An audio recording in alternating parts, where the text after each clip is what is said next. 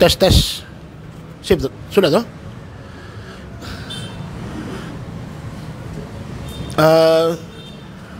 Selamat pagi menjelang siang bagi semua rekan-rekan yang hadir di sini dan juga rekan-rekan wartawan baik media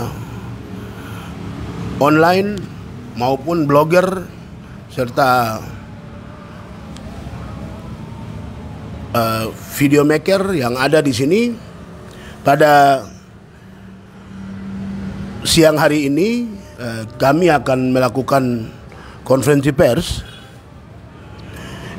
dengan judul Papua Darurat Militer dan Darurat Kemanusiaan, di mana konferensi pers ini diselenggarakan oleh Solidaritas Rakyat Papua Tolak Kekerasan Negara atau Sorak Patok. Kami juga mengucapkan terima kasih kepada publik, sosmed, dan dunia maya yang mengikuti konferensi pers ini. Berkaitan dengan konferensi pers ini nanti akan dijelaskan lebih detail oleh rekan-rekan yang tergabung dalam Solidaritas Rakyat Tolak Kekerasan Negara. Selanjutnya saya akan berikan kesempatan kepada koordinator atau yang ditunjuk untuk memandu konferensi pers ini.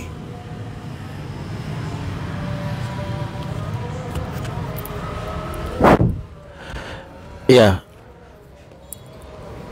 Selamat siang untuk kawan-kawan semua, dan selamat siang juga untuk seluruh rakyat Papua. Kami dari Solidaritas Rakyat Papua Tolak Kekerasan Negara, hari ini kami melakukan jumpa pers terkait dengan situasi hari ini yang terjadi di Papua dan lebih khususnya di beberapa daerah yang hari ini terjadi kontak tembak antara TPNPB dan militer Indonesia.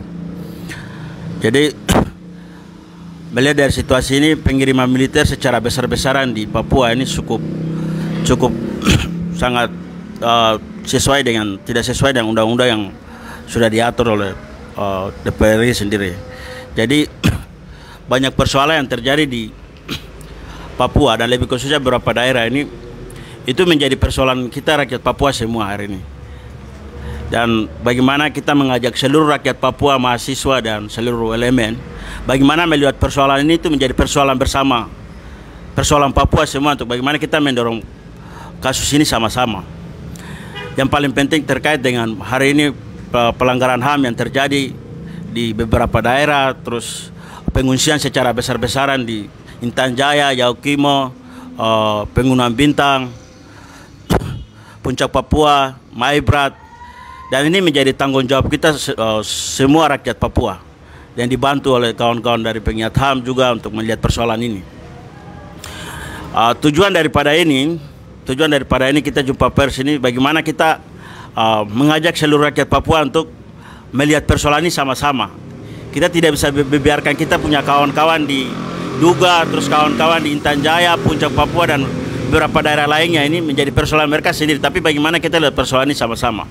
Untuk itu beberapa kawan-kawan perwakilan dari organ gerakan, terus perwakilan dari ikatan, perwakilan dari Duga dan beberapa daerah lainnya sudah hadir di sini, dan kami akan dengarkan langsung dari statement-statement dari kawan-kawan terkait dengan situasi hari ini yang terjadi di beberapa daerah. Itu sebagai pembuka, mungkin kawan-kawan yang sudah diberi kepercayaan hari ini untuk mewakili organ gerakan dengan beberapa daerah lainnya, mungkin silakan untuk memberikan statement. Mungkin begitu, hormat. Mungkin mulai dari teman-teman dari gerakan dulu ya, atau dari teman-teman dari wilayah dulu. Perwakilan dari kabupaten dulu, mungkin dari di sini. Teman-teman dari Puncak. Nanti lagi.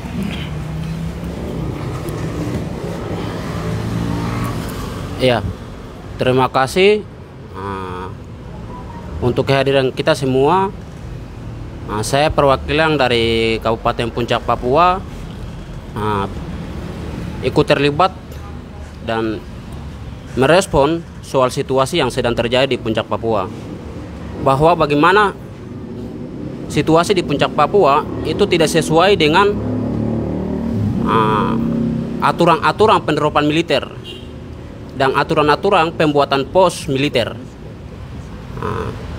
Dengan itu saya bergabung atas nama perwakilan kawan-kawan Puncak Papua untuk merespon bagaimana pemerintah dan negara, lebih khususnya pemerintah daerah pusat, ikut terlibat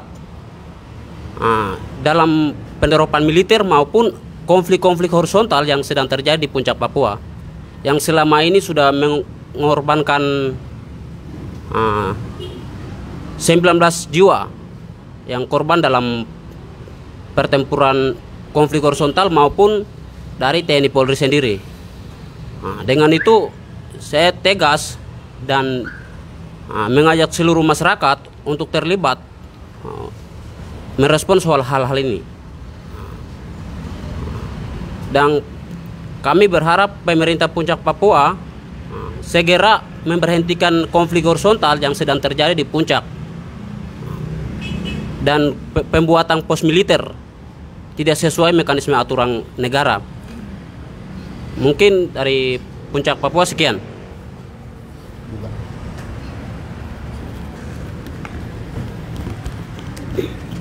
Ya.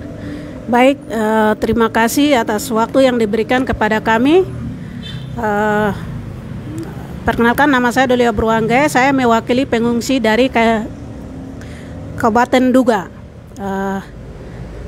Kita perlu mengetahui bahwa mungkin sebagian besar orang Papua, bahkan sampai rakyat Indonesia berpikir bahwa Duga itu tidak ada pengungsian. Tapi Duga pengungsian dari tanggal 2 Desember 2018 sampai hari ini 11 distrik masih kosong. Dan setiap saat itu penerapan militer itu berlebihan. Dan setiap penerapan itu menggunakan 3 jalur. Jalan darat, udara, dan laut. Namun posisi ini didorong setiap saat, tetapi kami tidak ketahui posisi mereka itu contohnya di ibu kota Kabupaten Duga itu di Kenyam. Masuknya kami lihat, tapi posisi mereka ada di mana itu kami tidak tahu. Sehingga hal ini juga membuat pengungsi yang hari ini ada itu tidak bisa berkebun di sekitaran hutan atau tempat-tempat bikin kebun, karena di sekitar itu tidak tahu apa yang mereka ketakutan seperti itu. Dan di sini kami berterima kasih kepada kawan-kawan solidaritas dari gerakan yang sudah buat satu bentuk kepedulian yang hari ini bisa mengundang kami mewakili pengungsi bisa datang untuk berbicara. Itu kami mengucap syukur, supaya apa yang kami rasakan sebagai pengungsi, kawan-kawan juga merasakan hal itu, sehingga hari ini bisa mengundang kami. Dan perlu kawan-kawan ketahui bahwa pengungsi setiap saat untuk khusus Duga itu angka kematian di tempat-tempat pengungsian itu sangat besar. Dalam 1 minggu itu 7-8 orang dalam 1 minggu.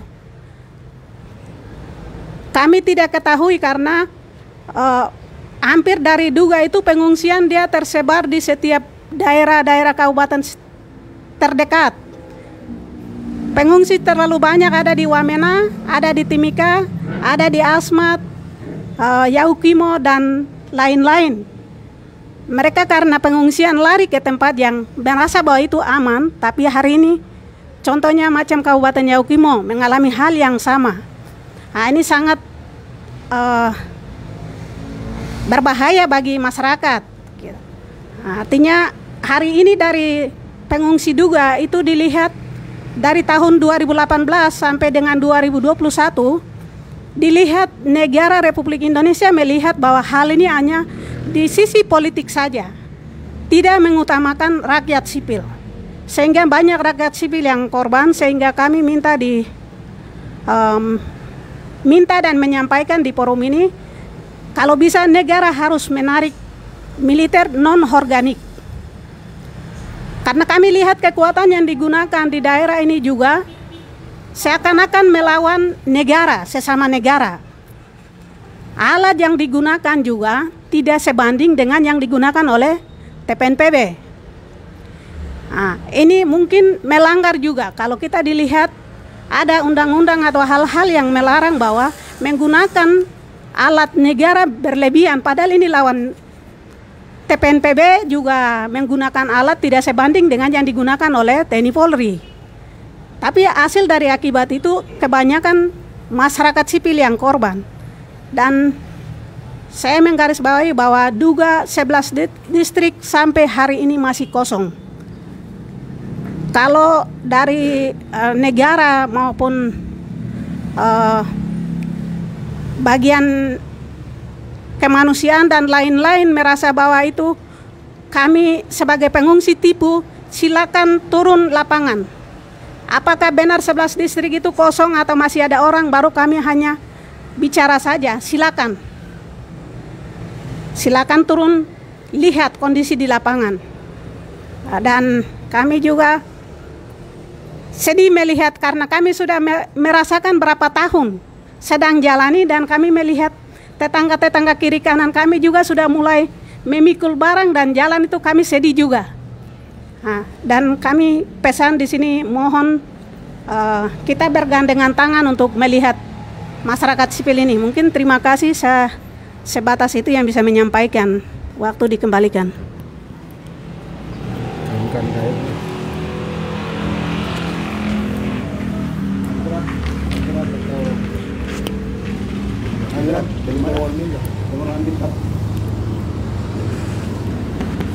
Oke, selamat siang buat rekan-rekan semua, Yepmum. Yang pertama, saya mengucapkan terima kasih karena sudah memberikan kesempatan untuk kami menyampaikan keluh kesah kami di forum ini, begitu. Itu terus yang berikut, terima kasih juga untuk pihak LBH yang sudah menyediakan tempat untuk kami melakukan konferensi pers di sini, gitu. Terus yang berikut, terima kasih juga teman-teman yang masih eksis untuk mengawal semua agenda kita terkait bagaimana kita mengawal pengungsi dan juga korban-korban operasi militer atas nama kemanusiaan. Sekali lagi ya, saya di sini akan menyampaikan kondisi terkini di bagian Pegunungan Bintang. Untuk bagian Pegunungan Bintang, saya akan lebih fokus ke kondisi pengungsi. Itu. Untuk pengungsi ini ada beberapa distrik yang mengungsi. Tempat pengungsiannya itu ada yang lari ke PNG, terus ada yang masih di PNG itu di bagian Tumorbil, Pinalbil, kemudian perbatasan Tinibil di sekitaran pertengahan situ masih ada 188 orang sekitaran itu. Bahkan sampai lebih dari itu masih mengungsi, begitu, belum kembali. Itu. Terus distrik-distrik yang sudah mengungsi itu yang pertama itu dari distrik Okhika itu 535 orang. Itu yang sudah terdata. Terus dari distrik Okliop itu pengungsinya 30 orang. Sedangkan distrik Kiwirok sendiri itu 772 orang. Berikut dari distrik Okbemtau 384 orang. Yang berikut distrik Oklip 196 orang. Itu baru yang didata, begitu. Belum lagi secara hitungan kasar. Secara hitungan kasar yang saya dengar itu sekitar 3.000-an lebih sudah mengungsi. Tapi yang sudah terdata di sini itu 1.000-an lebih. 1.917 orang yang sudah mengungsi dan juga belum kembali. Itu terkait jumlah pengungsi yang sudah mengungsi dan juga tempat-tempat yang sudah mengungsi. Selain mereka pergi ke perbatasan dan juga Papua Nugini, ada juga yang mengungsi ke bagian ibu kota atau Oksibil, dan juga distrik-distrik yang belum sempat terjadi perang antara TNI Polri dengan pasukan TPNPB itu. Terus kerugian lain yang dialami sama masyarakat itu walaupun data validnya belum ada, tapi laporan kasar dari teman-teman yang di daerah konflik itu mereka mengatakan banyak sekali kerugian seperti ternak, terus perkebunan, dan juga rumah-rumah yang ditempati sama militer itu banyak sekali, begitu. Jadi pas pengungsian terjadi itu setelah konflik atau perang terjadi di ibu kota distrik Kiwirok. Setelah itu distrik Kiwirok dan 3 distrik besar itu mereka mengungsi. Tapi kemudian lebih banyak lagi mereka mengungsi itu setelah dibombardir kira-kira tanggal hari Minggu tanggal sekian lah. Laporan kasar itu mereka kasih turun sekitaran 14 bom yang dikasih turun begitu. Tapi kemudian yang meledak itu hanya 1. Jadi akibat dari peledakan bom itu akhirnya itu masyarakat panik, lalu mereka mengungsi itu. Sampai dengan saat ini mereka ada yang sudah busung lapar dan lain-lain. Tapi untuk korban meninggal dan lain-lain itu kami masih melakukan upaya untuk melakukan pendataan dan lain-lain. Karena mau masuk itu susah.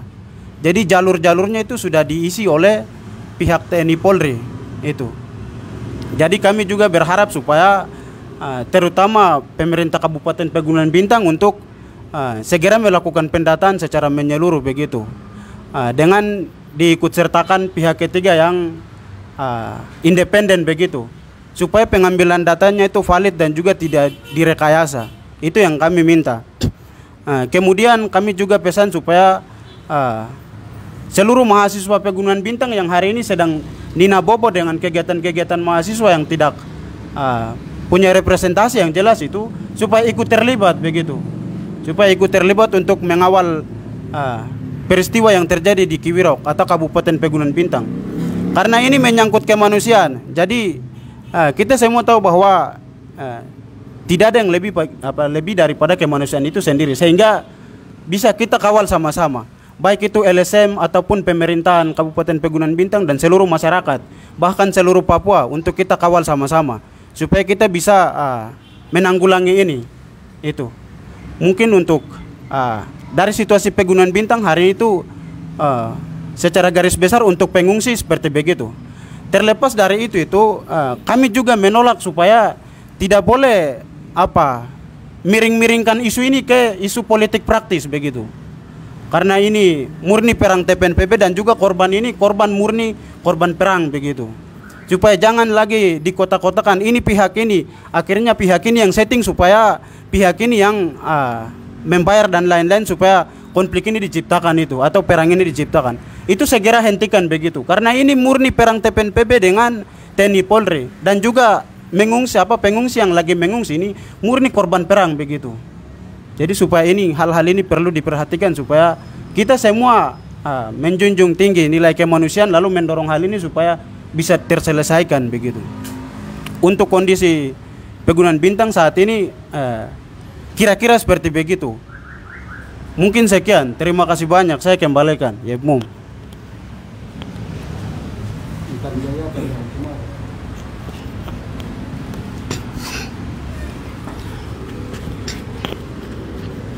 Oke. Baik, terima kasih atas kesempatan yang diberikan kepada saya.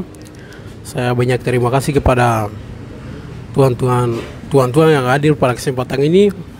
Saya dari perwakilan mahasiswa Kabupaten Intan Jaya, Komunitas Independen Somatua Intan Jaya. Di sini saya sampaikan sedikit bahwa yang Intan Jaya sekarang terjadi itu kita semua tahu bahwa itu bukan masalah baru dan itu bukan sembunyi-sembunyi, tidak ada. Pasti semua orang sudah tahu. Jadi hanya gambaran saja di sini saya mau bilang bahwa dari tahun 2019 sampai saat ini dan detik ini kita baru telepon dari orang tua juga ada 23 kasus yang terjadi. 23 kasus yang terjadi terhadap kita punya masyarakat yang ada di kabupaten. Dan sekarang masyarakat yang ada di sana itu mereka mengungsi ke gereja-gereja yang ada. Jadi mereka tinggal itu ada 3 gereja. Jadi dari kemarin sampai sekitar jam 6 malam itu mereka dapat pengungsi lagi dari gereja kasih keluar ke luar. Yang lain masih ada di hutan-hutan, di kali dan keluarga semua kita belum ambil data, jadi sementara ini masih dalam proses. Jadi itu kita mau, dan kita mahasiswa harap TNI yang beroperasi di wilayah Intan Jaya harus tarik kembali ke negara. Karena adanya TNI, masyarakat setempat mereka tidak bisa hidup. Dan latar belakang mereka yang jelas bahwa karena ada PT Bulog Babu. Jadi PT Bulog Babu itu yang punya saham-saham besar itu, kita tahu bahwa petinggi TNI Polri. Jadi dari Intan Jaya itu seperti demikian. Waktu kembalikan.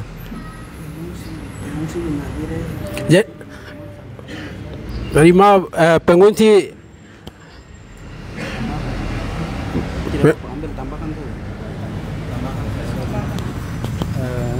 saya tambahkan terkait pengungsi. Untuk pengungsi itu sejak 2019 itu masyarakat Intan Jaya telah mengungsi ke beberapa daerah terdekat seperti Timika, Puncak di Beoga, di Nabire, paling banyak di Nabire. Dan hari ini mereka sampai hari ini belum bisa pulang. Yang ada di atas itu cuma mereka bisa berlindung cuma di gereja. Tapi baru-baru ini gereja saya ditembak. Gereja ditembak, di tengah dilindungi oleh pastor-pastor yang ada, masyarakat warga sipil di gereja ditembak. Makanya hari ini masyarakat sudah bubar habis. Dan detik ini juga ada penyerangan dari helikopter Serang ada. Baru kami dapat telepon hari ini. Penyerangan militer dari secara ini tidak tahu ini perang dunia ketiga atau apa ini. Begitu. Ada hari ini penyerangan dari helikopter ada sedang jalan di atas. 2 helikopter bertemu dari pagi sampai hari ini masih di jalan. Kemudian untuk pengungsi itu yang keluar kota itu belum kembali ke Intan Jaya. Yang ada itu cuman ada begitu penyembakan. Mereka melindungi di gereja. Tapi terakhir itu gereja di gereja Katolik itu sudah ditembak gereja ini. Gereja yang di betong ditembak. Kemudian di hadapan pastor dilindungi begitu. Namanya Apollo Belau itu dia ditembak juga. Makanya melihat itu masyarakat yang bilang kita rasa aman di gereja, tapi begitu melihat kejadian itu sudah mengungsi, sudah bubar satu-satu. Jadi tidak tahu, mungkin lewat penyerangan tadi helikopter mungkin banyak yang sudah mati nih di atas. Banyak yang sudah mati. Itu jadi untuk pengungsi hari ini tuh yang kami tahu sekitar 21.000 itu sudah mengungsi keluar Intan Jaya. Kemudian pusat pengungsian besar-besaran terjadi di Hitadipa dan distrik Sugapa. 2 distrik ini dan beberapa kampung sekitar itu semua mengungsi. Kemudian yang ada itu juga tidak terlalu bebas. Hanya mereka berlindung di gereja. Jadi memang situasi hari ini darurat militer luar biasa. Mungkin ini perang dunia ketiga mau jadi mulai dari tanah Papua sini. Mulai mungkin mau kemana kah begitu. Jadi memang hari ini darurat militer. Negara berlebihan. Ini mereka lawan negara atau tidak tahu. Jadi ini memang saya berharap supaya hari ini kami butuh tidak hanya mahasiswa, tidak hanya aktivis. Ini bicara kemanusiaan.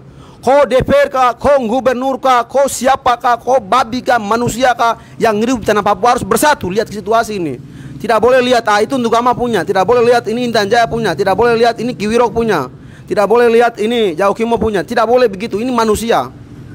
Kamu yang ada di Papua lalu tidak bicara hal ini, kamu masuk neraka semua. Orang-orang yang ada di makan berak di tanah Papua ini. Jadi saya berharap pimpinan gereja yang ada di sini, denominasi gereja semua harus duduk bersama kita. Aktivis yang ada semua, gerakan organisasi, LSM, kowe dari gubernur sampai DPR daerah harus nyatakan sikap jelas bahwa sebenarnya situasi di Papua tidak aman-aman. Ini waktunya untuk bersatu, keselamatan yang tersisa. Sudah habis manusia Papua. Itu harapan kita.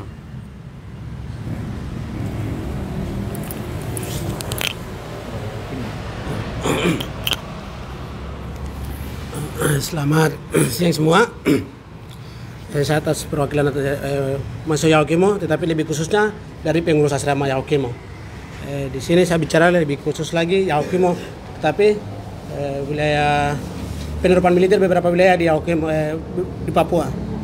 Tapi lebih khusus saya bicara untuk Yaukimo. Di sini kita melihat dari kami mahasiswa melihat di Yaukimo penerapan militer itu di alasan lebih kuatnya tuh konflik horizontal. Konflik horizontal, tetapi kami lihat konflik horizontal ini bukan berarti di masyarakat dengan masyarakat, tetapi ada pihak ketiga yang bermain di dalam konflik horizontal supaya penerbangan militer ke Yaukimo di Yaukimo dan menguasai di daerah Yaukimo itu. Untuk itu kami dari atas nama mahasiswa harus tolak penerbangan militer di sana. Itu yang pertama. Yang kedua lagi, kami melihat beberapa tahun kemarin videonya sudah beredar itu, tapi sudah terhapus. Tapi video itu kan masyarakat penerbangan militer itu masyarakat beraktivitas tidak bisa karena mereka bawa parang, pisau atau panah itu di pihak militer mereka palang di jalan, lalu mereka palang karena mereka beraktivitas berkebun pakai apa? Ini tidak bisa. Jadi kami menolak hal ini, penerbangan militer atau kekerasan militer di daerah Yaukimo ini kami tegas menolak. Itu menolak. Tapi beberapa daerah yang terjadi penerbangan militer tapi peperangan itu juga kami atas nama mahasiswa kami tolak itu dari kami mahasiswa Yaukimo. Tapi ulang lagi, jangan alasan karena ada konflik horizontal di Yaukimo dari penerbangan militer itu kami tegas menolak siapapun. Pemerintah Yaukimo kok buat apa, untuk apa? Untuk masyarakat berarti kok bisa atur itu masalah itu. Konflik horizontal kok pemerintah harus atur. Jangan harus dari militer selesaikan, itu tidak bisa. Itu kok menambah konflik horizontal itu kalau kok menambah militernya. Jadi kok pemerintah Yaukimo, bupati, DPR, kepala suku itu ada untuk apa? Untuk manusia berarti kok konflik horizontal itu harus kok atur atau kok amankan masalah itu. Mungkin dari kami dari mahasiswa Yaukimo, tapi lebih khususnya dari pengurus asrama, kita tegas menolak. Mungkin sekian dan terima kasih. Kawan-kawan dari Maghrib sudah datang.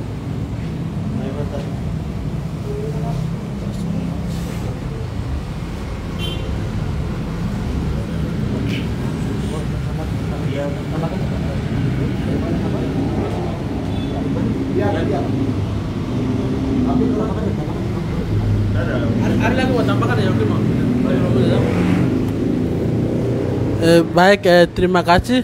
Seperti apa yang tadi disampaikan bahwa di Yaukimo ini sementara ini adalah pihak ketiga sementara bagaimana untuk menciptakan konflik horizontal ini yang sedang terjadi. Setelah menciptakan konflik horizontal seperti dulu di Timika, PT Freeport itu pihak ketiga manfaatkan konflik horizontal kemudian pisahkan masyarakat dari tempatnya untuk mengambil kekuasaan itu. Nah, itu yang sebentar sedang terjadi di Yaukimo. Jadi kemarin pertama begitu kematian Abok Pusub itu adalah dibunuh oleh Didimus Tanones. Ini pihak ketiga bangun isu ini supaya antara masyarakat dengan masyarakat terjadi konflik itu. Sehingga kami juga mengutuk keras yang teman-teman yang bangun provokan untuk bagaimana terjadi konflik horizontal. Nah, itu pertama. Yang kemudian yang kedua adalah kami juga tegas supaya kita masyarakat Papua ini sesama kita saling baku jaga. Jangan kita perang-perang suku ini menciptakan pihak ketiga manfaatkan ini. Selama ini saya hampir lihat juga di teman-teman di Intan Jaya, kemudian juga di Yaukimo, di Kiwirok, itu hampir sama menciptakan konflik horizontal. Ini tujuannya bagaimana? Pihak ketiga itu tetap manfaatkan karena kekayaan alam sementara ini emas di Yaukimo, Kiwirok juga ada satu gunung, itu pasti akan mereka menguasai itu. Jadi pindahkan masyarakat dari sini, mereka pasti akan masuk bebas itu. Ini yang sedang terjadi sehingga kami juga desak kepada DPRP itu jangan per orang hanya berkoar-koar untuk media, tetapi bentuklah tim pansus. Tim pansus ini akan membentuk pencari fakta kepada setiap daerah-daerah konflik militer ini untuk merangkul semua masyarakat dan informasi-informasi pasti yang harus memberikan keterangan kepada masyarakat. Itu yang kemudian yang berikut adalah kami juga desak kepada Komnas HAM. Komnas HAM segera bentuk tim untuk bagaimana mencari informasi-informasi yang sebenarnya sedang terjadi. Komnas HAM saya hari ini mau bilang saya juga tantang karena selama ini tidur. Tidak pernah bentuk tim untuk bagaimana situasi yang sedang terjadi Yaukimo, Pegunungan Bintang, Intan Jaya. Nah, ini yang kami juga desak kepada Komnas HAM kemudian kepada teman-teman di LBH untuk bagaimana mengadvokasi situasi yang sedang terjadi ini. Nah, ini yang kemudian yang berikut kami di Yaukimo yang kami juga desak kepada pemerintah Yaukimo terutama adalah DPR.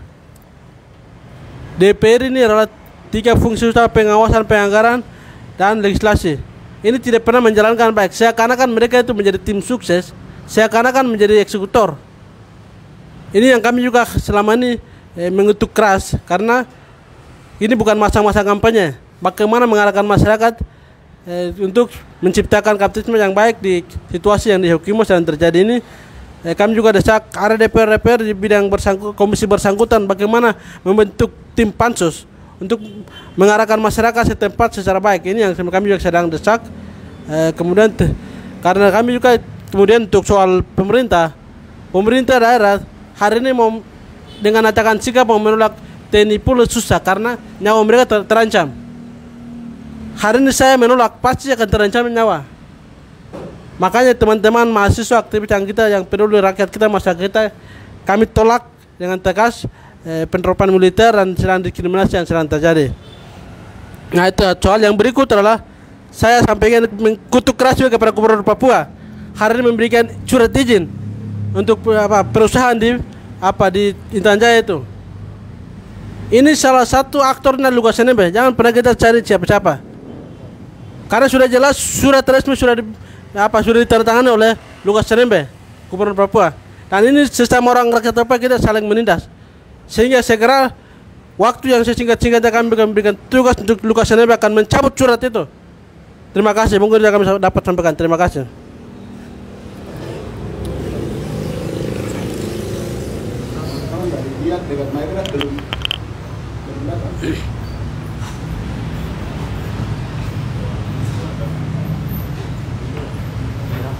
Ya, kalau dua wilayah masih belum datang kawan-kawan dari gerakan, misalnya ada Gempar atau bentuknya.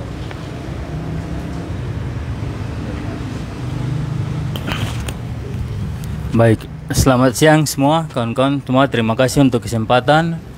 Terima kasih juga buat kebersamaan kita hari ini. Ya baik, perkenalkan nama saya Aca. Saya perwakilan dari Forum Independen Mahasiswa West Papua, FIMWP. Kami di sini melihat dari semua keadaan di beberapa daerah ini motif yang sama. Pengungsian yang terjadi besar-besaran, krisis kemanusiaan. Dari data yang kami dapat lebih dari 50.000 pengungsi itu dari beberapa kabupaten yang hari ini sedang terjadi krisis kemanusiaan. Dengan motif yang sama juga, perang pembebasan nasional antara TPNPB melawan TNI Polri. Krisis kemanusiaan ini yang kami menilai kenapa pihak bupati, pihak gubernur, pihak pemerintah Indonesia tidak bisa menyelesaikan masalah ini. Ini siapa yang melindungi kepentingan siapa? Ini siapa melindungi kepentingan siapa? Itu yang menjadi tegas kami. Tapi kami melihat bahwa di beberapa wilayah ini memiliki potensi sumber daya alam yang sangat besar untuk membantu pemerintah Republik Indonesia melunasi utang-utang. Sehingga krisis kemanusiaan besar-besaran yang terjadi ini tidak pernah diselesaikan. Negara siapapun juga tidak akan peduli. Karena ini semua memiliki kepentingan yang sama, motif yang sama. Itu yang pertama. Kemudian yang kedua, kami di sini solidaritas yang terbentuk ini, kami mendesak kepada semua teman-teman mahasiswa, pelajar dari setiap wilayah berhenti dengan kegiatan-kegiatan yang Nina Bobo tadi teman sampaikan. Berhenti. Ini kamu sudah melihat, sudah mendengar, sudah merasakan, tapi seakan-akan tuli, seakan-akan buta, seakan-akan tidak punya perasaan. Kalian akan dipertanyakan ketika mati nanti. Kemudian yang ketiga, kami juga mendesak akar konflik masalah permasalahan di Papua adalah hak menentukan nasib sendiri. Ini adalah solusi yang paling gampang, tapi kenapa tidak pernah diselesaikan? Indonesia sudah merdeka 70 tahun. Kami sudah korban 60 tahun lebih. Hanya karena satu masalah ini, tapi ini kenapa? Kembali ke poin satu tadi, siapa melindungi siapa? Ini pejabat-pejabat semua di Papua juga sama saja.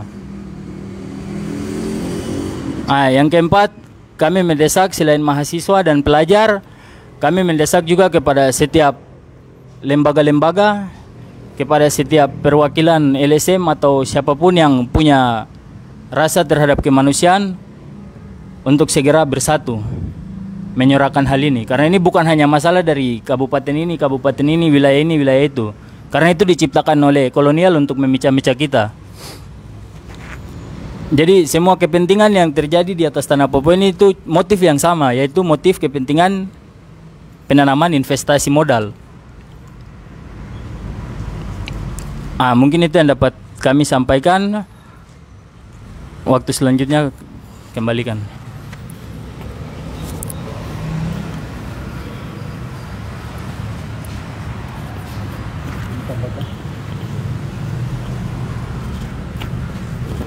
Mohon maaf, saya tambahkan lagi soal situasi Puncak Papua. Situasi Puncak Papua sekarang itu selain pembunuhan yang tidak beraturan, itu juga terjadi dengan pelecehan seksual yang terjadi pada mama dan perempuan Puncak. Selain itu juga masyarakat yang mengalami konflik di Puncak itu sudah mengungsi ke beberapa kabupaten. Sisa yang berada di Puncak Papua itu dihadapi dengan konflik horizontal yang bagaimana negara dipelihara. Ini kami kemarin mendapatkan data dari lapangan bahwa pihak TNI Polri mengawal perang ini untuk masyarakat tetap berperang dalam lapangan begitu. Ya, seharusnya TNI Polri bagaimana untuk mengamankan masyarakat dalam perang ini, tapi TNI Polri mengamankan mereka untuk mengamankan atau memberikan mereka lapangan untuk antara masyarakat dan masyarakat melakukan peperangan ini. Jadi sekali lagi saya atas nama kawan-kawan Puncak Papua tegas bahwa pemerintah fungsi untuk mengamankan dan memelihara masyarakat dan dipilih oleh masyarakat, maka dengan tegas pemerintah harus bertanggung jawab atas korban-korban masyarakat. Dan TNI Polri segera berhenti untuk memperluas wilayah di sana, karena di sana daerah kota Puncak Papua itu bukan daerah TPNPM. Itu jalurnya sudah jelas antara peperangan gerilya dengan TNI Polri. Maka kami tegas bahwa TNI Polri berhenti untuk mengoperasi masyarakat sipil. Mungkin sekian. Ya,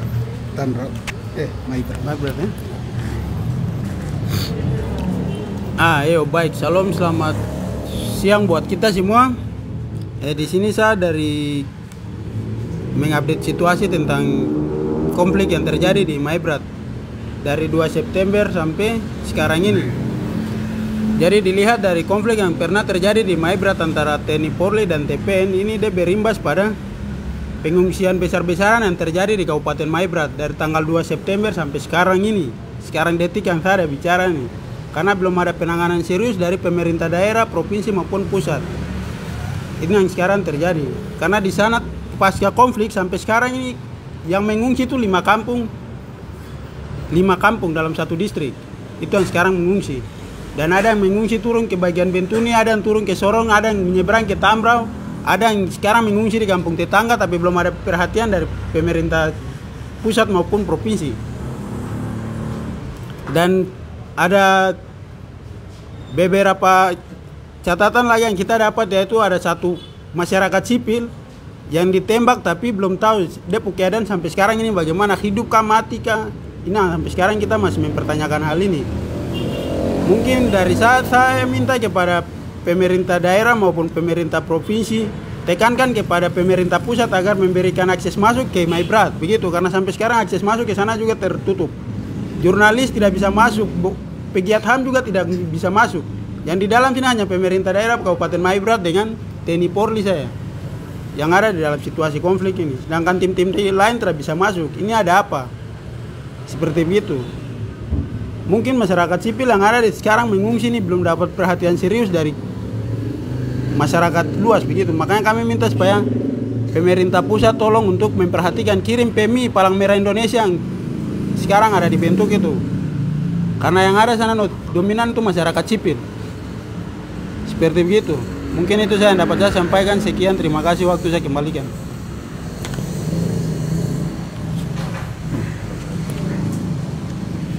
Ya, terima kasih kawan-kawan sudah update situasi di beberapa kabupaten yang kena dampak. Lebih khusus 5 kabupaten yang kena dampak perang pembebasan antara TPNPB dan TNI Polri yang berujung korban rakyat sipil dan pengungsian besar-besaran terjadi di 5 kabupaten dan 1 kabupaten khusus Yaukimo adalah konflik politik adu domba dalam hal ini. Politik adu domba menciptakan konflik horizontal untuk memecah belah rakyat di wilayah Yaukimo. Jadi beberapa kali kami dorong proses dengan teman-teman karena melihat situasi yang sangat urgen, sehingga kami memutuskan untuk teman-teman sekalian bersama kami untuk melakukan jumpa pers hari ini supaya masalah Duga, masalah Intan Jaya, masalah Puncak Papua, masalah Maifrat, masalah Pegunungan Bintang dan masalah Yaukimo bukan masalah mereka, tapi masalah Papua. Sorong sampai Merauke. Itu adalah masalah Papua. Yang berikut saya tegaskan lagi bahwa perang yang dilakukan 5 wilayah yang saya sebutkan tadi adalah perang pembebasan antara TPN dengan TNI Polri. Kemudian rakyat sipil jadi korban. Kemudian mereka yang punya kepentingan investasi manfaatkan situasi ini, menciptakan kelompok-kelompok reaksioner untuk mengusir rakyat sipil dan ingin menanamkan modal di wilayah-wilayah berpotensi mengandung sumber daya alam di Papua. Jadi kami punya statement untuk melihat situasi di 5 kabupaten. Kami akan baca, kemudian dia poin tuntutan terakhir. Ketika saya baca, teman-teman yang peduli kemanusiaan di beberapa wilayah ini ikut sama-sama kita baca 7 poin yang kami tulis di sini. Kami mengambil judul melihat situasi darurat yang ada, lebih khusus di saat ini di Intan Jaya. Maka kami menetapkan bahwa Papua sesungguhnya adalah darurat militer dan krisis kemanusiaan.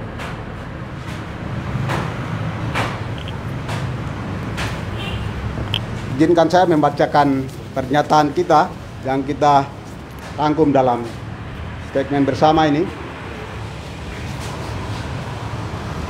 Solidaritas rakyat Papua tolak kekerasan negara. Sorak Patok. Sejak Trikora dikeluarkan oleh Soekarno pada 19 Desember 1961, target dan niat Indonesia dalam rangka mencaplok dan menganeksasi wilayah Papua Barat mulai dari Sorong sampai Merauke adalah untuk kepentingan investasi akan kekayaan alam Papua, dibungkus dengan pendekatan kekerasan militer yang bertujuan untuk melindungi segala bentuk pembangunan dan perbaikan ekonomi dan politik Indonesia. Papua dijadikan lahan bisnis militer sampai melindungi kaum-kaum kapital dan imperialis global yang memiliki modal agar terus mengeksploitasi sumber daya alam di West Papua. Kongkal-lingkong antara kapitalis global dan kolonial Indonesia mendorong terlaksananya persetujuan New York Agreement 15 Agustus 1962 dan perjanjian Roma Agreement 30 September 1962 yang melegitimasi proses pelaksanaan penentuan pendapat rakyat Perpres 1969 yang catat hukum dan cacat moral. Sejak saat itu berbagai operasi kejahatan militer terus dilakukan di Papua, mulai dari operasi Wisnu Murti 1, operasi Wisnu 2, operasi Batajuda, operasi Kapak, operasi Kaswari hingga operasi Raya Walai. Selain itu, berganti nama pada periode-periode waktu tertentu. Kemudian operasi militer ini terus subur, diduga Intan Jaya, Bangunan Bintang, Puncak Papua, dan Yaokimo sedang berlangsung sampai dengan saat ini. Operasi militer di Papua saat ini tidak terlepas dari kepentingan investasi kapitalis imperialis global, pembangunan infrastruktur rezim Jokowi, pembangunan jalan Trans Papua yang sepenuhnya dikerjakan oleh militer adalah untuk membuka akses bagi imperialis global yang selama ini terkendala akibat wilayah Papua yang saling terisolasi satu sama yang lain. Pembangunan pos-pos militer sepanjang jalan Trans Papua, pangkalan militer di Pulau Mapia, pembangunan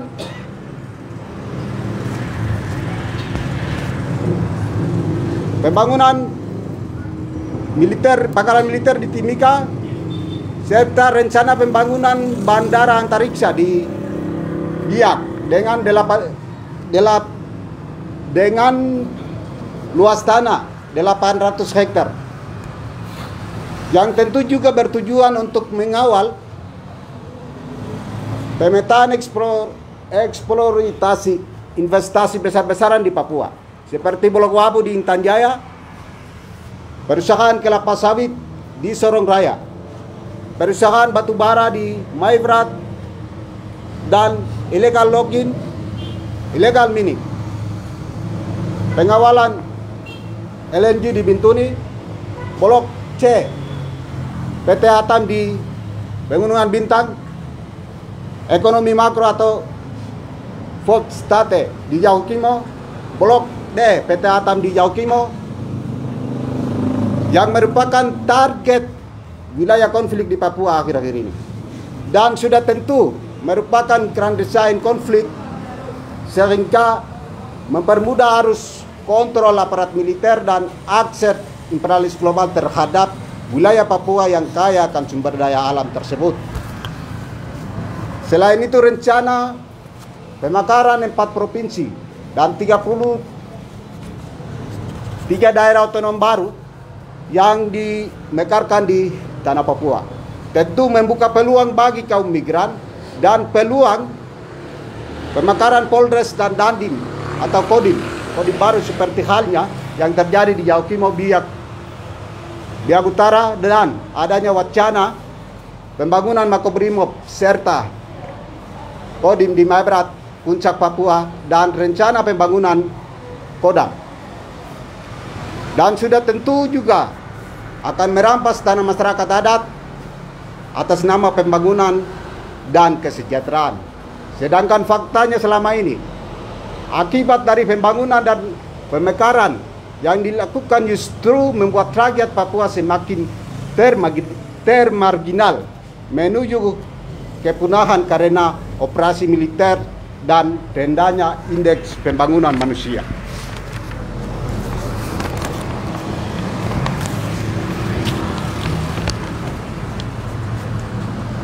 Selama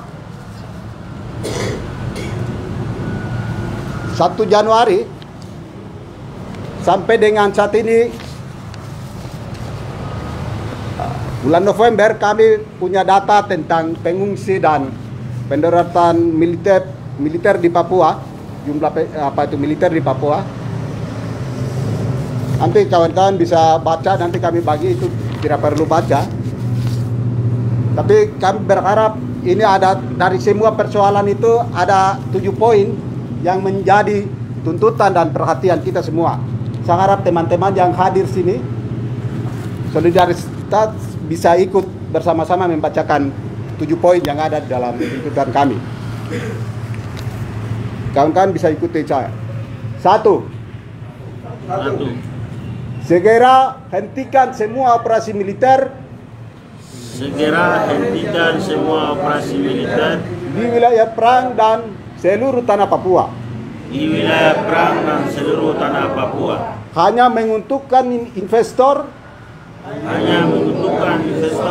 oligarki kaum pemodal, dan imperialis global. Sedangkan di saat bersamaan telah membuat 50.687 jiwa rakyat Papua sedang mengungsi.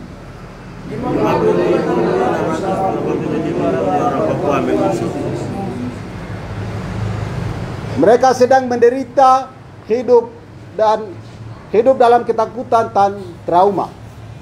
Mereka sedang menderita hidup dalam ketakutan dan trauma.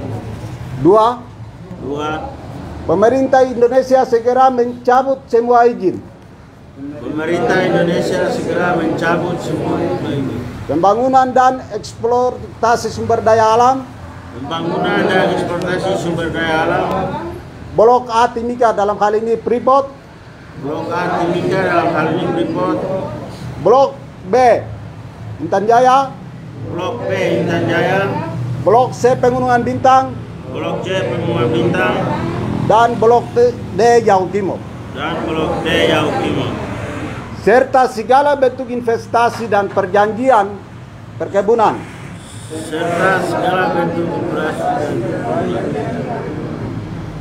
di Yaukimo, di Merauke, illegal logging di Maibrat, bandara antariksa di Biak, merupakan dalam yang akan melahirkan krisis kemanusiaan di Papua. Yang ketiga, buka akses bagi jurnalis independen, nasional maupun internasional, datang dan menginvestigasi situasi kemanusiaan di Papua. Yang keempat, mendesak Komisaris Tinggi HAM PBB Perserikatan Bangsa-Bangsa,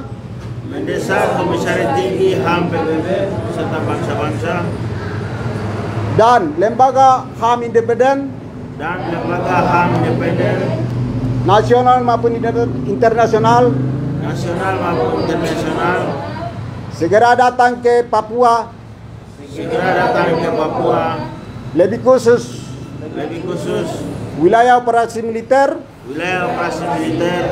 seperti Duga, Intan Jaya, Puncak Papua, Maibrat, dan Pegunungan Bintang. Yang kelima, mengajak seluruh pihak di tanah Papua, baik gereja, adat, mahasiswa, pemuda, LSM, pemerintah, serta seluruh rakyat Papua dari Sorong sampai Merauke. Kita bersama-sama mengawal krisis kemanusiaan yang terjadi di wilayah perang. Yang keenam, tolak otonomi khusus dan bebaskan Victor Gemo serta seluruh tahanan politik tanpa syarat. Yang ketujuh, berikan hak penentuan nasib sendiri bagi bangsa Papua. Untuk mengakhiri krisis kemanusiaan. Darurat militer. Sekaligus perubahan iklim. Akibat pola eksploitasi. Kapitalis dan imperialis global terhadap sumber daya alam di West Papua. Terima kasih, itu statement kami, dan teman-teman yang mewakili yang bicara tadi bisa tanda tangan statement ini. Mungkin kawan-kawan dari Biak atau dari Kempar kalau sudah ada, kami kasih kesempatan. Gempar? Masih teman-teman dari Gempar?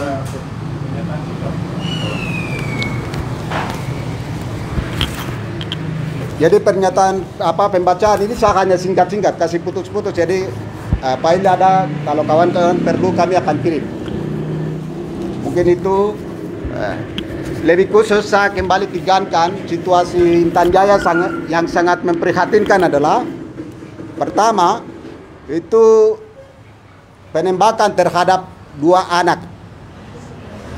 Melalui media Indonesia mengatakan bahwa anak 2 tahun dengan 6 tahun itu karena mereka jam 10 malam itu ada di luar sehingga peluru nasar yang kena. Itu tidak logis, tidak masuk akal. Jam 7 saja anak kecil umur 2 tahun tidak mungkin dia berada di luar. Jadi penembakan terhadap 2 anak di Intan Jaya itu tentu melanggar hukum internasional maupun hukum Indonesia sendiri, di mana hukum menjamin untuk melindungi anak. Itu Indonesia sedang melanggar hal itu. Yang berikut, kenapa harus kita kumpul hari ini? Karena kami melihat gereja Katolik Misael ya, Santo Petrus Misael di Intan Jaya, gereja dan pastor dan lain sebagainya itu berusaha mengumpulkan umat di dalam gereja. Tapi lagi-lagi pada hari Jumat itu aparat kepolisian sedang menembak satu warga sipil yang tadi sebutkan, Aplos Belau. Ya. Itu adalah tentu kita bisa katakan itu melanggar hukum humaniter itu sendiri. Karena aparat sudah tahu itu tempat pengungsi, kok datang mengganggu pengungsi, apalagi tembak pengungsi di halaman gereja. Itu telah melanggar hukum humaniter. Dan saat ini karena menutupi kesalahan aparat sedang melakukan perawatan terhadap korban yang ditembak dalam gereja.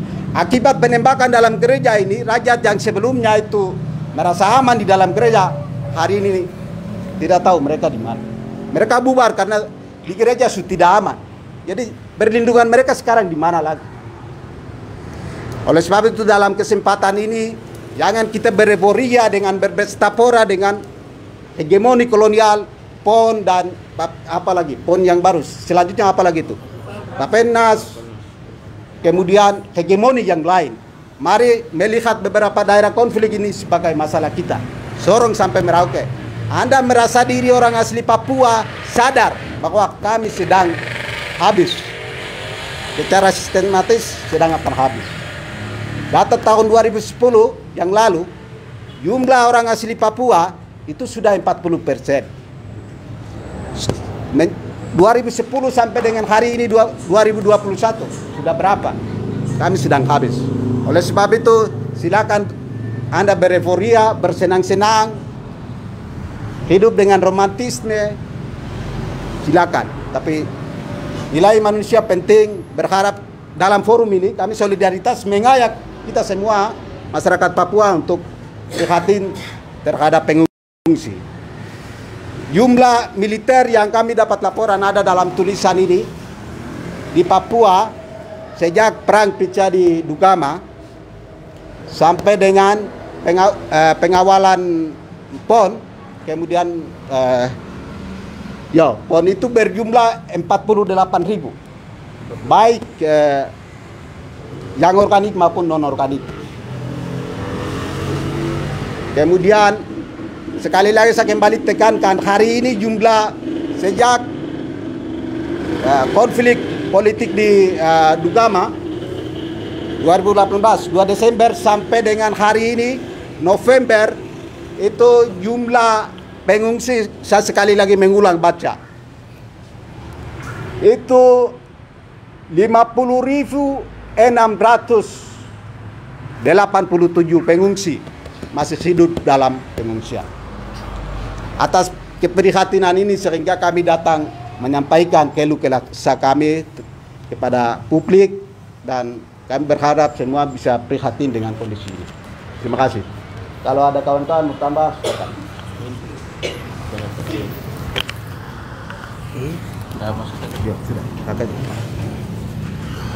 Oke, selamat siang buat semuanya. Tadi sudah disampaikan ya terkait tujuan dan latar belakang dari konferensi pers ini yang dilakukan oleh Solidaritas Rakyat Papua Tolak Kekerasan Negara. Yang pertama ingin saya sampaikan yaitu berkaitan dengan hak atas rasa aman, hak hidup, hak untuk melakukan aktivitas apapun. Ini semuanya adalah hak konstitusional warga negara, di mana pada pasal 28I ayat 4 Undang-Undang Dasar 1945 itu dengan tegas menyampaikan bahwa perlindungan, penghormatan, penegakan dan pemajuan hak asasi manusia menjadi tugas negara melalui pemerintah. Nah, apa yang tadi disampaikan baik dari Puncak Papua, kemudian Nduga, kemudian Pegunungan Bintang, selanjutnya di Intan Jaya dan juga Yahukimo serta Maibrat, ini menjadi bukti di mana ada warga negara yang hak atas rasa aman, hak untuk beraktivitas dan hak-hak lainnya itu terenggut. Dan fakta itu membuktikan bahwa negara tidak hadir, negara melalui pemerintah tidak hadir ke sana. Kehadiran TNI Polri yang adalah representasi dari negara ini bukan kemudian menjadi kondisi di mana masyarakat tetap aman di rumahnya masing-masing, namun mereka keluar dari rumahnya dan kemudian mengungsi ke hutan kampung sebelah, bahkan ke dalam gereja. Namun yang sangat miris kemudian di tempat pengungsian ini pun mereka masih dalam kondisi yang tidak nyaman. Kami tahu berkaitan dengan pengungsi itu ada aturan yang dibentuk oleh pemerintah Indonesia di tahun 2018 tentang Palang Merah Indonesia. Dan aturan pelaksananya itu dibuat di tahun 2019. Namun dari tahun 2018 di Kabupaten Nduga sampai hari ini di Kabupaten Intan Jaya, kami tidak lihat adanya Palang Merah Indonesia yang ke sana. Ini kemudian semakin menjelaskan kondisi ketidakhadiran negara melalui pemerintah untuk memberikan pemenuhan hak bagi masyarakat sipil yang menjadi korban konflik bersenjata di kamp-kamp pengungsian. Nah, perlu juga kita sampaikan di sini bahwa mayoritas yang menjadi pengungsi itu jumlahnya paling tinggi perempuan dan anak. Sampai ada cerita ibu-ibu hamil itu terpaksa melahirkan di hutan. Sampai ada cerita bayi karena kelaparan mati di kamp pengungsian. Dan yang terbaru di Intan Jaya, di tempat pengungsian dalam gereja, ada juga warga masyarakat sipil yang tertembak. Bahkan di Kabupaten Pegunungan Bintang, pengungsi lari sampai ke wilayah negara Papua Nugini. Fakta ini menunjukkan bahwa di Papua dengan pendekatan keamanan yang kemudian melahirkan konflik bersenjata ini kemudian melahirkan fakta adanya pengungsi internal dan juga pengungsi internasional. Dan berkaitan dengan pengungsi ini menjadi persoalan internasional yang menjadi tugas pokok dari salah satu lembaga dalam tubuh Perserikatan Bangsa-Bangsa.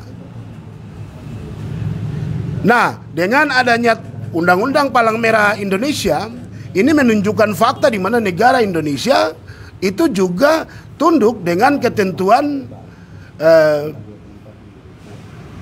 perlindungan terhadap pengungsi baik internal maupun internasional.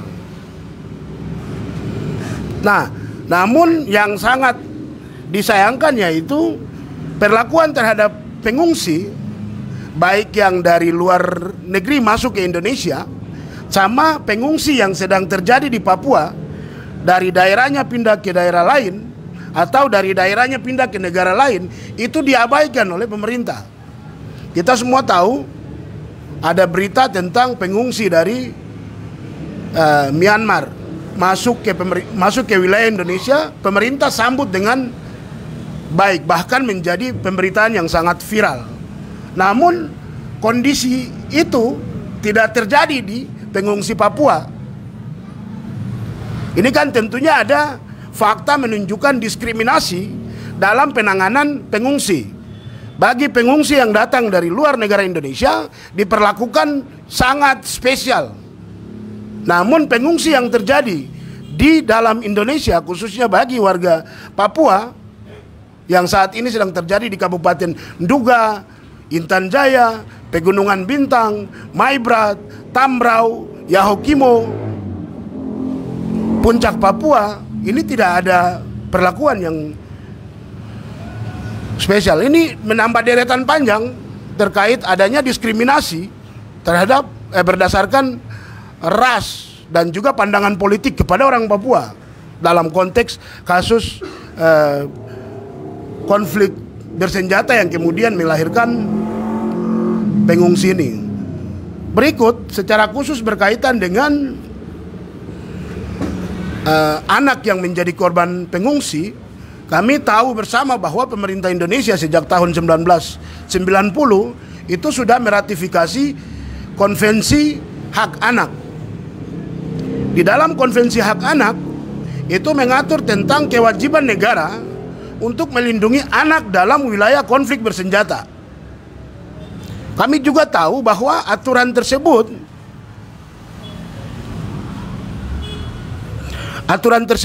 itu sudah kemudian diakomodir dalam Undang-Undang Nomor 35 Tahun 2014 tentang perubahan Undang-Undang Nomor 2 Tahun 2003 tentang perlindungan hak anak. Di sana jelas menyampaikan terkait kewajiban negara dalam konteks melindungi anak di daerah khusus, ya, dalam konteks pengungsi maupun konflik bersenjata. Dengan adanya fakta 2 anak yang tertembak, di mana satunya masih hidup dan satunya meninggal dunia di Kabupaten Intan Jaya, ini membuktikan bahwa negara Indonesia melalui pemerintahnya dan juga alat keamanannya itu tidak mampu mengimplementasikan konvensi tentang hak anak, juga undang-undang perlindungan anaknya, perlindungan anak yang sudah dibuat. Nah, karena anak tersebut meninggal, itu tentunya jelas-jelas masuk dalam fakta pelanggaran hak hidup. Dan perlu kita ketahui bersama bahwa dalam konteks konflik bersenjata, pemerintah Indonesia juga sudah meratifikasi Konvensi Jenewa di tahun 1959, di mana pemerintah menyampaikan bahwa dia akan melakukan semua prinsip-prinsip Konvensi Jenewa tahun 1949. Nah, Konvensi Jenewa adalah aturan perang yang diakui secara internasional. Dan di dalam Konvensi Jenewa itu mengatur tentang hak asasi manusia bagi para peserta agung, dalam hal ini TNI, Polri maupun TPNPB, serta masyarakat sipil yang ada di dalam wilayah konflik. Secara spesifik bagi masyarakat sipil itu diatur pada pasal 3 Konvensi Jenewa tahun 1949. Nah, berkaitan dengan ketentuan pasal 3, apabila kemudian kita melihat pada fakta pengungsi baik di Nduga, kemudian Puncak Papua, Intan Jaya, Maibrat, Tambrau, dan juga di Pegunungan Bintang serta Mimika, dan juga Intan Jaya yang baru-baru ini terjadi, ini membuktikan bahwa ada pelanggaran pasal 3 Konvensi Jenewa.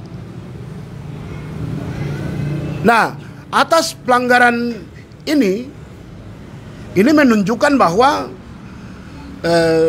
sedang terjadi kejahatan perang di sana. Begitu. Ya, kita tahu bahwa pemerintah Indonesia tidak meratifikasi salah satu pelanggaran HAM berat dalam bentuk kejahatan perang yang diatur dalam Statuta Roma. Oke, karena dia tidak meratifikasi itu, maka dalam konteks Indonesia ini tidak berlaku. Namun dalam konteks internasional ini adalah fakta kejahatan perang. Nah, atas dasar itu kembali pada komitmen Konvensi Hak Anak yang telah diratifikasi oleh pemerintah Indonesia, di mana di dalamnya mengatur tentang perlindungan anak dalam daerah konflik yang mengacu pada Konvensi Jenewa.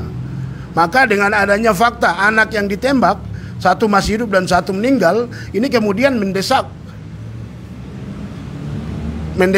dalam konteks hukum internasional untuk memperlakukan tadi kejahatan perang. Karena Konvensi Jenewanya bilang seperti itu. Perlindungan anak dalam konteks kondisi perang itu mengacu pada hukum humaniter yang diatur dalam Konvensi Jenewa 1949. Maka itu ini benar kondisinya sedang terjadi darurat kemanusiaan. Darurat kemanusiaan ini bisa terjadi karena pendekatan keamanan yang sedang dipraktekkan oleh pemerintah Indonesia di Papua. Itu artinya pendekatan keamanan tidak akan menyelesaikan masalah, justru akan semakin menambah deretan masalah dan akan semakin mencoreng nama baik pemerintah Indonesia di muka internasional. Dan juga akan membuktikan bahwa pemerintah Indonesia sedang melanggar hukumnya sendiri. Sebagai negara hukum semestinya itu tidak terjadi, karena akan muncul ketidakpercayaan kepada pemerintah Indonesia yang mana faktanya membuktikan bahwa sedang melanggar hukumnya sendiri. Nah, berkaitan dengan penerapan pasukan, ini legalitasnya ada di Undang-Undang Otonomi Khusus ya, Undang-Undang Nomor 2 Tahun 2021 tentang perubahan Undang-Undang Nomor 21 Tahun 2001 tentang otonomi khusus. Di dalam situ dengan tegas menyatakan bahwa yang berkaitan dengan kewenangan pusat, yaitu salah satunya adalah pertahanan keamanan. Penerapan pasukan yang sedang terjadi di beberapa wilayah ini merupakan kewenangan pusat berdasarkan Undang-Undang Otonomi Khusus.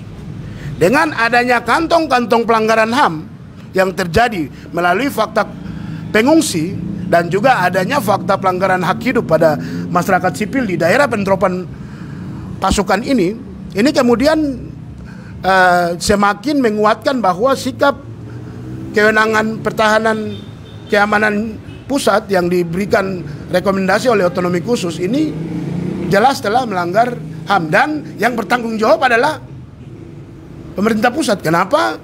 Karena kewenangan pertahanan keamanan ada di pusat. Nah, yang terakhir yang ingin saya sampaikan, status dari penerapan pasukan di beberapa tempat ini statusnya apa? Kami minta pemerintah melalui negara melalui pemerintah Republik Indonesia untuk segera menyatakan status dari penerapan pasukan yang sedang di-drop sesuai dengan pasal 19, 20, 21 Undang-Undang Nomor 34 Tahun 2004 tentang TNI yang mengatur tentang pendropan pasukan. Tadi banyak teman-teman sampaikan bahwa ini adalah operasi militer, tapi kita belum temukan adanya Kepres yang dikeluarkan oleh pemerintah atas rekomendasi DPR RI.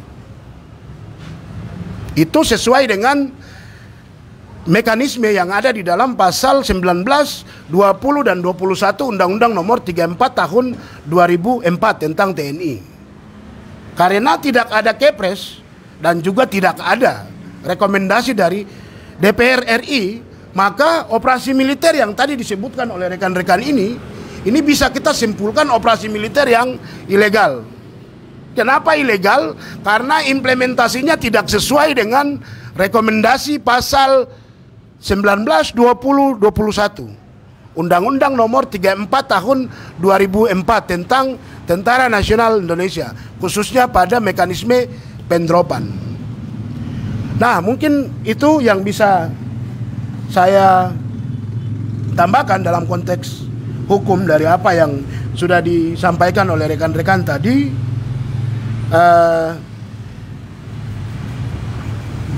Ini baru saja kami dapat informasi bahwa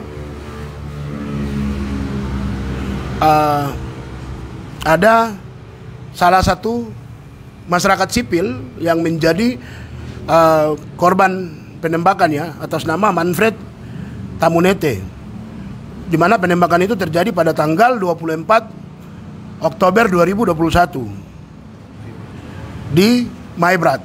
Sampai saat ini kita belum ketahui, keluarga juga belum ketahui dia ada di mana. Kalau sampai ke depan tidak ada, maka statusnya bisa kami simpulkan masuk dalam kategori penghilangan paksa, karena dia ditembak atau dia ditembak diketahui tanggal 24 Oktober 2021. Tapi sampai saat ini jasadnya belum diketemukan oleh keluarga. Dan menurut informasi dari keluarga, yang melakukan penembakan ini adalah dari aparat. Untuk itu ya, sebelum kami simpulkan ini adalah bagian dari pembunuhan di luar hukum dan masuk dalam kategori penghilangan paksa, kepada para pelaku yang mengetahui dengan jelas di mana status tubuh dari Manfred Tamunete, tolong dikembalikan kepada pihak keluarga. Dan juga bagi pihak-pihak yang berwenang dalam konteks ini bisa kemudian melakukan tugasnya untuk memberikan hak atas keadilan bagi korban. Oke. Sudah. Mungkin itu konferensi pers yang dilakukan oleh Solidaritas Rakyat Tolak Kekerasan Negara atau Sorak Patok dengan tema Papua Darurat Militer dan Darurat Keamanan disampaikan. Semoga konferensi pers ini bisa menjadi suara kemanusiaan yang bisa mengingatkan negara melalui pemerintah, khususnya TNI Polri, dan juga bisa mengingatkan pentingnya implementasi hak humaniter bagi para peserta agung di wilayah konflik, dalam hal ini TNI Polri dan juga TPNPB, untuk melindungi masyarakat sipil yang ada di sana sesuai dengan prinsip-prinsip Konvensi Jenewa tahun 1949, dan juga menyampaikan kepada pemerintah Provinsi Papua untuk mengambil tindakan yang cepat dalam konteks menjalankan perintah pasal 28I ayat 4 tentang tanggung jawab perlindungan HAM. Yang berikutnya, bagi Palang Merah Indonesia untuk melakukan tugasnya di semua daerah di mana adanya pengungsi. Berikutnya kepada Komnas HAM Republik Indonesia, baik pusat maupun perwakilan Papua, untuk melakukan tugas penyelidikan dugaan pelanggaran HAM-nya di tempat-tempat di mana terjadi konflik bersenjata. Yang berikutnya secara khusus kepada Komisi Perlindungan Anak Indonesia untuk segera melakukan tugasnya, sebab perlindungan anak di daerah konflik bersenjata adalah kewajiban hukum negara Indonesia dan juga menjadi tugas pokok dari Komisi Perlindungan Anak Indonesia. Terlepas dari itu, kami juga minta kepada Komisi Perlindungan Perempuan untuk melakukan tugasnya melindungi dan memastikan pemenuhan HAM bagi para perempuan yang ada di daerah pengungsi. Mungkin itu yang bisa kami sampaikan. Selanjutnya, apabila ada kesalahan kata dalam konferensi pers ini, kami mohon maaf. Semoga ini menjadi pesan kemanusiaan yang bisa membuat kita semua bersatu padu untuk menyelamatkan manusia dari ancaman konflik bersenjata di Papua. Demikian, selamat siang, Tuhan berkati.